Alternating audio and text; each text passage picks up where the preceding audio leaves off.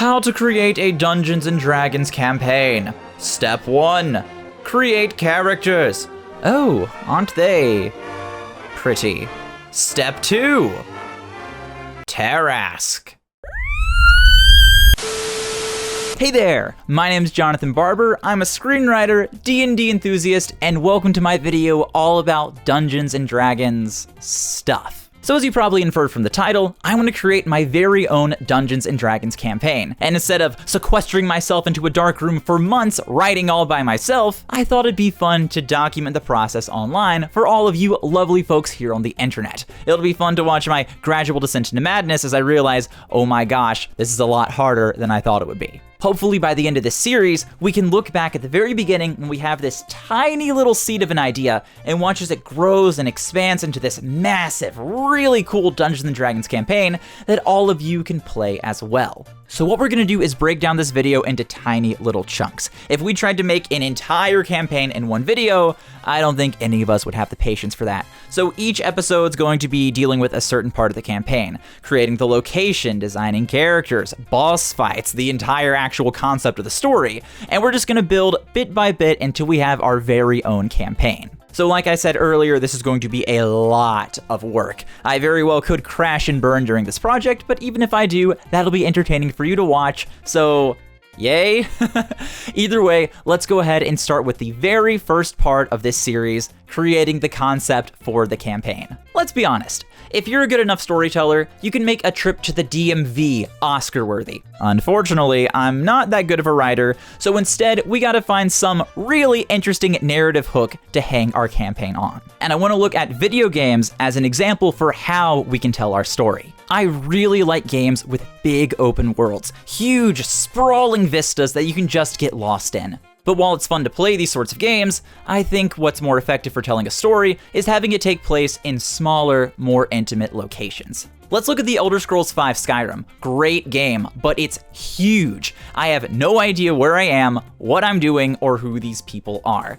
There's just so much stuff to take in that I don't really connect with any of it. I might say to myself, oh, that's a cool location, event, character, or whatever, but there's just so much of it, I forget this one part as we move on to the next thing because there's so much to do. And don't get me wrong, I enjoy having stuff to do in games, but with these sorts of larger titles, the content is meant to be consumed and then never touched back on again because there's just so much more that you're supposed to do. Although, shout out to my boys in the Dark Brotherhood, that is a fantastic questline. But if we look at games like Majora's Mask, The Sexy Brutale, Subnautica, Pyre, or even Getting Over It, these are games that take place in much smaller spaces and have a lot less stuff, but by the end of these games, you are intimately familiar with the world, the characters, and you know the lay of the land like the back of your hand. To break this down into a nice little soundbite, I prefer games that are small in size, but deep in complexity. I think that just makes the games a lot more memorable and honestly fun to play.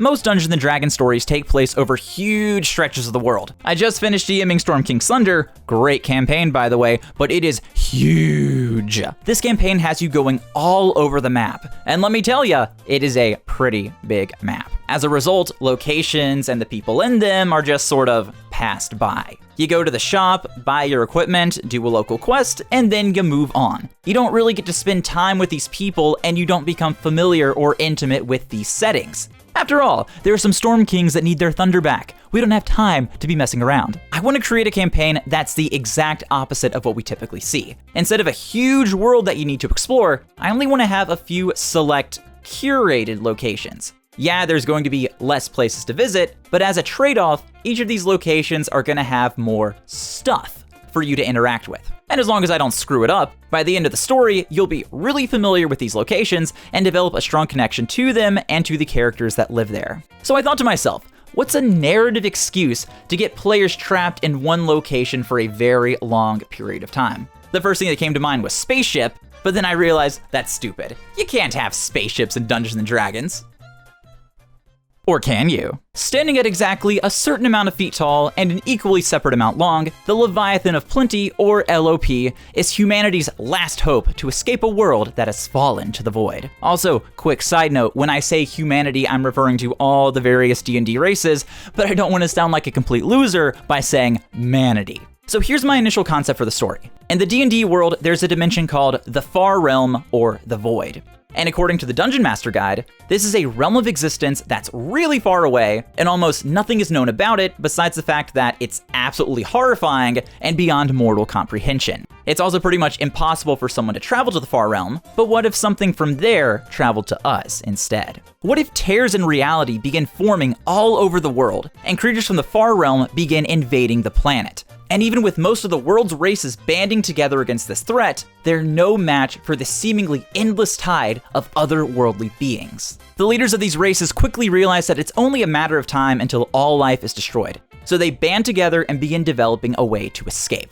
And this is where we're introduced to the Leviathan of Plenty, or LOP for short. A dimension-hopping ship that's designed to cut through the Far Realm to something even further beyond that, and to bring the survivors of this doomed world to a new paradise. Or they could all just die at the very end. Honestly, I'm still writing the story, so I could go either way. So I'm going to separate the story into a handful of locations. Again, there are going to be fewer places for you to visit than your typical campaign, but we'll get more mileage out of each area. Let's go over them real quick. Location 1, the Final City.